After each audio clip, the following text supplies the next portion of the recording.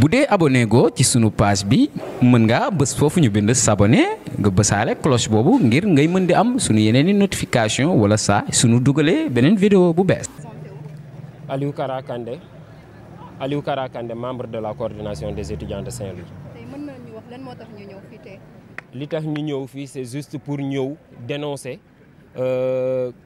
ci opinion nationale ak internationale lu étudiant Saint-Louis di dund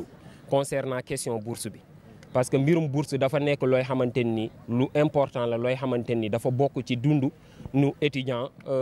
booy xamante ni dafa nekk campus social di jàng. parce que ci bourse bi moo koy permettre mu mën a subvenir à ses besoins mu mën a jënd ay tickets yu muy mën a lekkee mu mën a jënd ay besoins yoom ndax newuñu ak seeni ay parents. mais problème bi fi am mooy que étudiants yi dafa am opérateur bi leen di fay bi ñuy wax Césapay bu leen fayee à chaque fois balaa ñuy jot seen bourse yi dañuy sonn lool étudiants yi fi taxaw yëpp waroon a am ay cours bàyyi seen cours di daw ci ginnaaw Césapay. Césapay nag saa yuñ ci waxee ndax waxtaan nañ ci ak Ecobank moom mi yor mbirum fay étudiants yi nee nañu ñoom amuñu problème mu xaalis amuñu problème mu connexion mais à chaque fois dañuy gis ni que Césapay pour ñu fay étudiants yi problème lay doon. te li ci gën a graaw mooy que Césapay buñ la envoyé sa code balaa ngay jot sa code sa problème la boo ko jotee ba pare di nga toog lu yàgg balaa ngay recevoir sa bourse parce que boo ñëwee ñu ne la amatuñu xaalis wala ñu ne la problème de connexion la ñu am te 8 jours boo ko toogee te jotoo récupéré woo sa bourse xaalis bi dañ koy delloowaat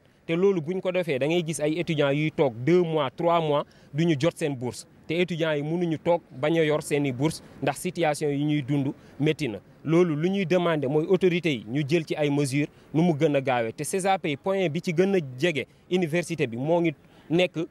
fukk ak ñaari kilomètres ak université bi étudiants yi taxaw fii yëpp dañoo bàyyi seen cours bàyyi seen yite ñëw fi agence yi balaa ñuy tijji yàllaa xam dañ fiy toog de 8h à 11h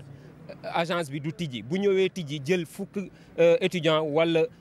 juróomi étudiant ne xaalis bi jeex na étudiants yi delluwaat université suba ñu ñëwaat loolu nag dañuy interpeller autorités yi ci compétent yëpp que ce soit ministre de l'enseignement supérieur ministre des finances premier ministre nañ ñëpp jël seeni ay mesures ñu régler problème bi nu mu gën a gaawee ndax dootuñu nangu étudiants yi di dund situation bu mel nii coordination des étudiants de Saint-Louis ñu ngi rappeler nag de manière très responsable autorités yi ndax dem nañu fi Ecobank waxtaan ak ñoom ci problème bi mais ba léegi jëluñu ci ay saafara donc autorités yi buñ ci jëlul ay saafara ñun coordination bi dinañu utiliser yoon yu ñu war a utiliser yëpp pour étudiants yi delluwaat ci yoon wi ñu war a nekk. mën nañu xam ñaata étudiants la concerné rek. donc étudiants exact yu mu concerné mënuñu ko xam exactement mais c'est des milliers d'étudiants rien que tey boo xoolee ñi fi nekk nga xam ne bëri na am na ñooy xamante ni am nañu ay cours moo tax ñëwuñu boo leen xoolee image yi minimum am na plus de 300 étudiants yu fi nekk donc loolu noonu war nañ ci jël ay saafara nu mu gën a gaawee.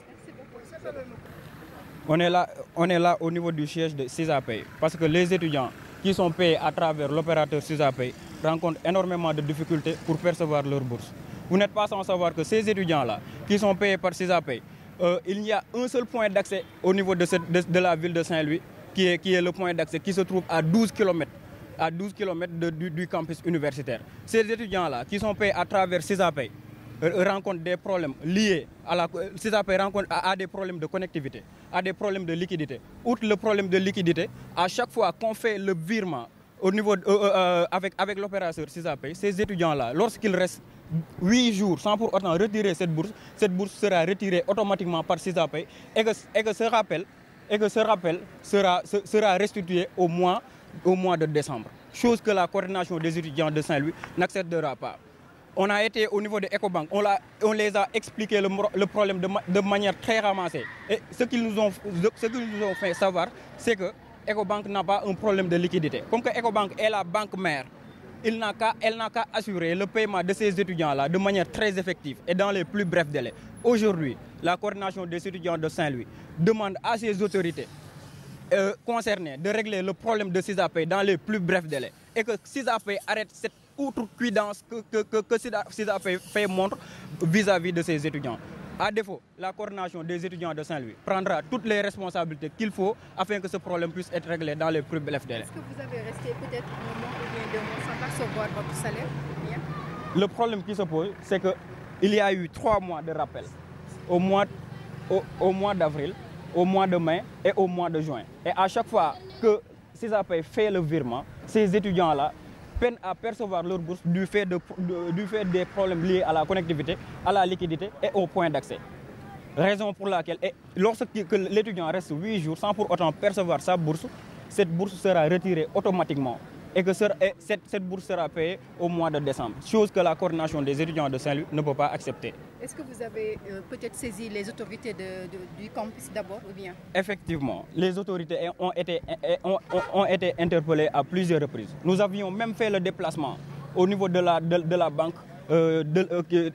du siège d'Ecobank qui se trouve au niveau de la ville. Mais ce qu'ils nous ont fait savoir, c'est que Ecobank n'a pas de problème de liquidité. Si toutefois un problème de liquidité ne se pose pas, que le problème de SISAPAY puisse être réglé, d'autant plus que ce n'est rien d'autre qu'un problème de liquidité et un problème de connectivité. Donc à chaque fois qu'il y a eu virement, soit c'est la connexion, soit c'est la liquidité, et après ces étudiants-là sont lésés. Et la coordination des étudiants de Saint-Louis ne peut pas accepter que ces étudiants puissent être lésés, soit qu'ils nous fassent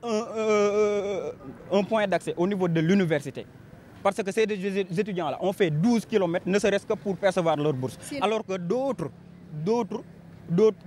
étudiants sont restés au niveau de leur chambre et percevoir naturellement et convenablement leur bourse. Et si les autorités peut-être ne répondent pas? Si les autorités ne répondent pas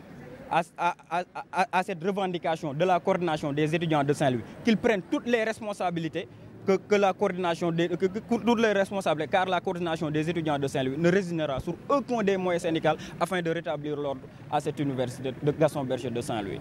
bu dee abonné go ci sunu page bi mën nga bës foofu ñu bind s'abonné nga bësaale cloche boobu ngir ngay mën di am sunu yeneeni notification wala saa sunu dugalee beneen vidéo bu bees